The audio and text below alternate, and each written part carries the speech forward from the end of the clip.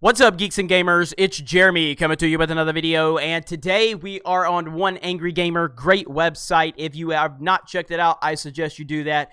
And we're talking about Warner Brothers going on this copyright craziness blocking spree for Mortal Kombat 11. And a lot of channels that you're probably familiar with that run in the same circles as I do were affected by this. And it all comes back to politics in video games. It always comes back to politics in the entertainment industry. These people continue to try to push politics into our entertainment to try to create a narrative. When they get called out for it, they try to silence people because they can't stand being held accountable for their nonsense. We are the consumers. We have a right to have a voice. We have a right to call you out when you are interjecting politics into entertainment. If we don't like it, we have a right to speak up. You as a company have a right to do this also. You have a right to put politics into your content and your creations if you want. But we have the right to call you out on it. And you're always pushing this narrative and this agenda, and we're sick of it. So most companies have an embargo in place for big AAA releases. This is all common practice within the entertainment industry, but if you break embargo, expect the company to issue a takedown notice on your content or incur some sort of penalty where you'll no longer appear on the PR list. Well, in the case of Warner Brothers, they're not just going after people publishing major leaks of Mortal Kombat 11. They're also going after people who are simply talking about the leaks from Mortal Kombat 11. A lot of people noticed that one of the more popular videos about the game was hit with a copyright flag. The video was gaining a lot of traction after Jeremy Hambley from The Quartering published it online. And then here's The Quartering. Warner Brothers just manually claimed my video. The video discussed Jackson Briggs' ending from Mortal Kombat 11, where he gained the ability to rewrite history and decided to prevent American slavery from happening because he didn't have time to wait for people to get woke. He actually said that. He basically creates Wakanda for Black Panther from Black Panther, which a lot of people felt was completely out of character since Jack was an all-American soldier, a family man, and a constant defender of Earthrealm. Most people figured a more sensible ending would have been his family saving his country, saving his country, or more importantly, saving his realm. Heck, after losing his arms in such a gruesome fashion, one would have thought he would have been a lot more keen to help disabled veterans and creating some kind of utopia for them. That would have made more sense. But instead, NetherRealms decided to get woke, and a bunch of people criticized them for it. In response, Warner Brothers struck their videos and manually had the videos blocked worldwide. This has happened to several YouTubers. I'm not going to continue to go that much further into this. Obviously, Nerdette's Newsstand, Vito was struck. I'm friends with Vito. I follow him on Twitter. We've spoke. Vito and I had a little sarcastic back and forth, and now we're cool. But yeah, like, this is what we're all sick of, man. Like, have you played Mortal Kombat before? Why would Jax? We all know who Jax is.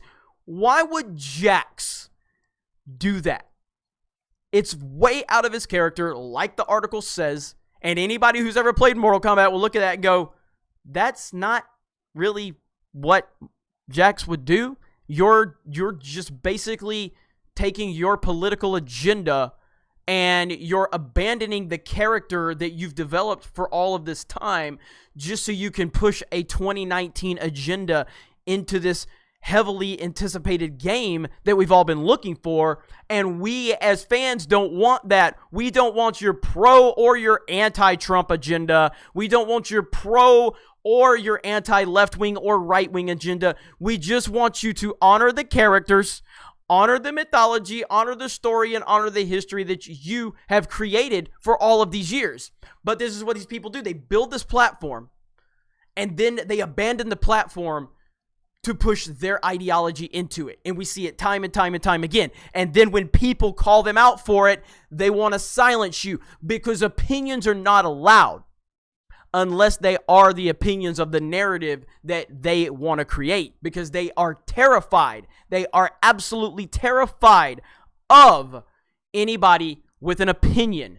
that dares goes against them, especially when they have a platform. And someone like Jeremy Hambley from The Quartering, who has almost 500,000 subscribers and gets hundreds and hundreds of thousands of views every video, that is a very, very intimidating thing for them.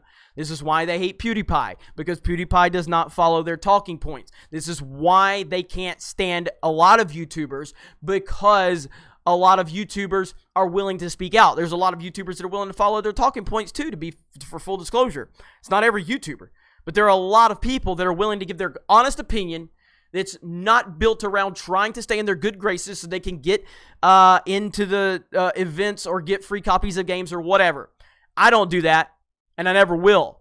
But there's a lot of people that are willing to do that, and these companies will cater to them. And when you don't cater to them, they will try everything they can do to take you down.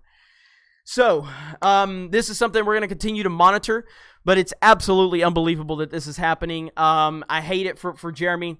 And a lot of people are going to say, oh, well, Jeremy gets all these views. It's not a big deal. Well, it is a big deal. It is a big deal. This dude has mastered his channel.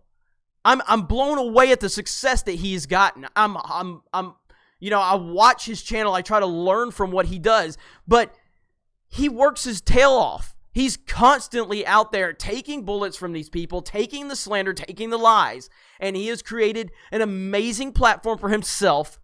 And it's not right that he's being treated like this, regardless of what success he has. I mean, as a YouTuber myself, who I guess in some way could be viewed as successful, I'm every day paranoid about what could happen to my channel. Every day. Because you just don't know. And so, I would just say, if you haven't, for some strange reason, if you're not subscribed over to The Quartering, please go subscribe to The Quartering.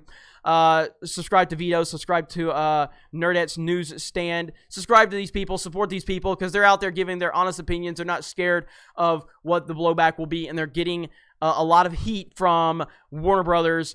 And it's just really, it's really sad, but this is where we're at. So let me know what you guys think in the comments below. We will continue to monitor this story. Have a great day, and we will talk to you later.